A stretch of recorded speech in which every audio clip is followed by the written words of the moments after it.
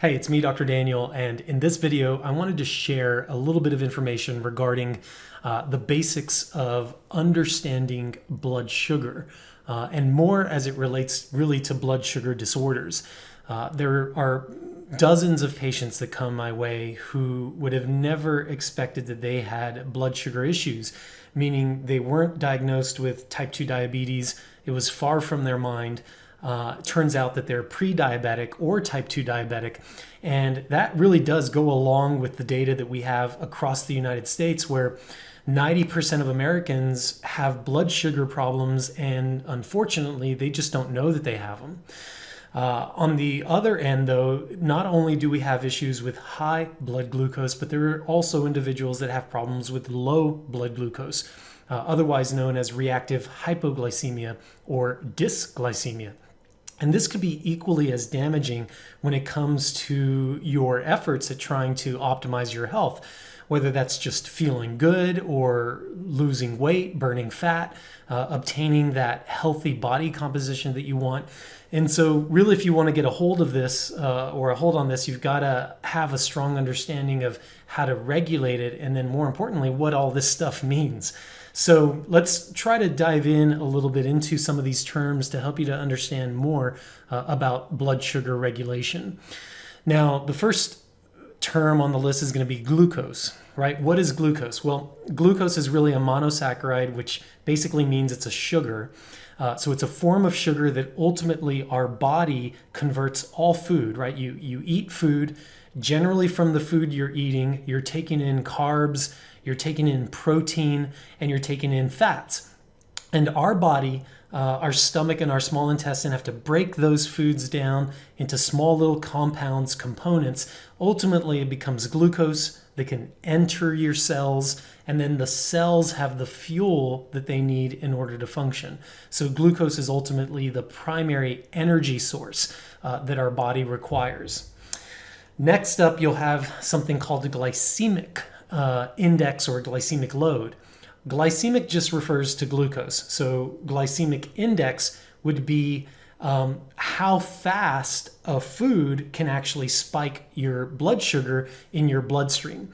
That's what glycemic index refers to. And you could go and search all different types of things on the internet. You can find, go search Google, type Glycemic Index Foods or lists. And there are lists that scientists have figured out which foods are more likely to spike your blood glucose levels, at least more than others, right? So we could talk about pure sugar, which would have the highest glycemic index, and compare that to, say, an avocado or coconut oil, which is just a lot of fat. It's going to have a really low glycemic index. So again, the glycemic index is how fast glucose will drive up based on the food you're eating. Then you have glycemic load. Glycemic load is how much does that food have an impact on your glucose. So you could have a food that spikes your blood glucose up really high and then it just comes back down, doesn't really create any issues. You could also have a different food that spikes it up high and then it stays high over a period of time, which ultimately results in higher levels of insulin that are going to be released through your body. What is insulin? Well, insulin is a master hormone. It absolutely is the master hormone for glucose regulation. But more importantly, insulin also impacts other parts of our bodies. So when we have insulin dysregulation, when there's things that are causing negative impacts to our insulin, it's going to create problems elsewhere, not just for glucose. But insulin, like I said, is a master hormone. And what starts to happen is when you eat food, let's say you have a peanut butter and jelly sandwich, the bread has a high glycemic index, the jelly has a high glycemic index, as well as the load. It's going to raise your blood sugar levels up really high. Your body's then going to say, hey, we've got a lot of glucose, we need to do something about it. It's going to send a signal out saying we need to release insulin. Insulin is going to get released, and again, that's the hormone that's going to take glucose out of your blood and try to put it somewhere else. Generally speaking, insulin can help to create glycogen. Glycogen is basically the energy that is stored in your muscles. And when you're going to go work, when you're going to do physical activities, that's where you're going to draw that energy from. Now, insulin can also take circulating glucose and store it as fat. So this is important because if you have high levels of insulin chronically, right, if it's constantly being elevated, you're always going to be depositing glucose into fat. Especially if you're not working your body physically, you're not going to be burning the glycogen. So then these accumulate and it starts to create problems. Generally speaking, high levels of insulin are going to result in higher states of inflammation, which of course can contribute to obesity and fat storage by itself. It's also going to result in higher levels of cortisol. And stress hormones in the form of cortisol can also contribute to weight gain, fat deposition, on top of other things. I mean, there's a whole list of things that insulin can contribute to, that inflammation can contribute to, as well as cortisol, right? So there's a whole lot of things here that you start to see this vicious cycle of inflammation, cortisol, which, by the way, high levels of inflammation and high levels of cortisol cause higher levels of sugar to be in your blood, therefore more insulin, and it just becomes this cycle. Now, our bodies are super smart. So what starts to happen is you have these receptors around your cells, and when insulin's released, it's like a key. The key comes and hits the lock, right, where the cell is, and it opens it up, allowing glucose to get in. If you have too much circulating insulin, your body's going to say, hey, we've got way too much insulin. Let's decrease the number of keys or receptors. So what starts to happen is you become insulin resistant. So if you've ever heard of that term, that's generally speaking what we would consider somebody who has type 2 diabetes. They have insulin resistance because now they've had for years or months of high insulin. Their receptors have been downgraded. Now the cell won't allow for the insulin to actually get into it and allow sugar to get into it. So now you're going to have energy crashes. You're going to have higher levels of glucose that start to get circulating. Again, it just creates a cycle. Insulin sensitivity would be the opposite of that.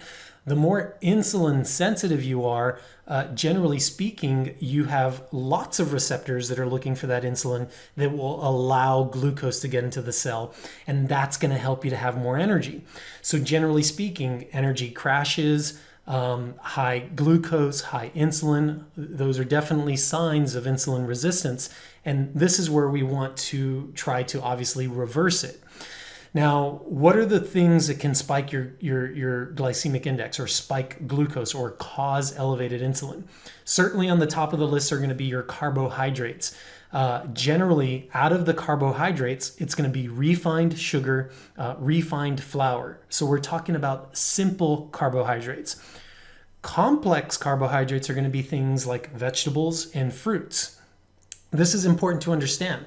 There are some people that are so insulin resistant, right? So they have had this problem for a while that even fruit sugars, even eating fruits, causes their body to release a lot of insulin. So in that person, they would actually have to avoid fruits or any type of carbs really and try to reduce it as much as possible because they've already gone past that normal state. Now, it's also important to understand that protein, which protein's very healthy and very important, but protein can actually spike insulin. So again, in some individuals, too much protein could actually keep them in that state. And this is where it's very important to be measuring and managing what your body is doing based on the foods you're eating. And this is why I recommend that my patients, at least in my functional medicine practice, acquire a glucometer so that way they can see how their body's responding to foods. Number 3 is going to be fat. And fat really has a nominal impact on your glucose, so there's really nothing to be worried about. But again, this is really just to give you a summary of how all this works. And going back to insulin resistance, what are the ways that we can reverse insulin resistance? Well, number 1 is to figure out the best diet for your body. Is that a high protein diet? Is that a high complex carbohydrate diet? Or is that a high fat diet?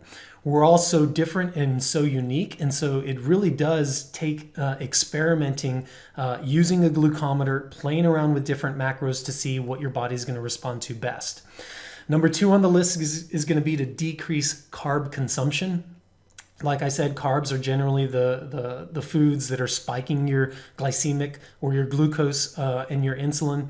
And definitely it would be like your refined sugars and flours, crackers, candy bars, sodas, juices with concentrated fruit sugars. Those are the things you want to try to reduce. Also addressing nutrient deficiencies, B vitamins, vitamin D, selenium, coenzyme Q10. There are a lot of nutrients that actually play a major role in glucose regulation.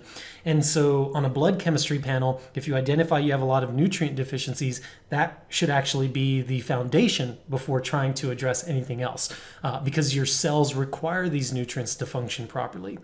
Number 4 is going to be to burn off any excess glycogen, and that comes from physical activity. Like I said, insulin can take glucose stored as energy for immediate use. If you don't use that, if you don't use up the glycogen, then that's going to get stored as fat. And you're going to start to run into problems. And so that's where burning off, making sure every day you're burning off those calories. And we can actually store about 2,000 calories worth of glycogen. So really, if you're not doing any exercise, then you're just shooting yourself in the foot when it comes to weight loss or when it comes to fat burning potential because of the accumulation of glycogen. And then finally, intermittent fasting, which one of the primary ways this is going to work is that every time you eat, you're going to have insulin that's released. And again, that can feed into that whole cycle. So intermittent fasting is decreasing the amount of feeding time, and that means you're going to decrease the insulin spikes, and therefore you're going to have less of this problem that's occurring. Hope all that made sense. Again, this is really just a video designed to help you to understand a little bit more about blood sugar.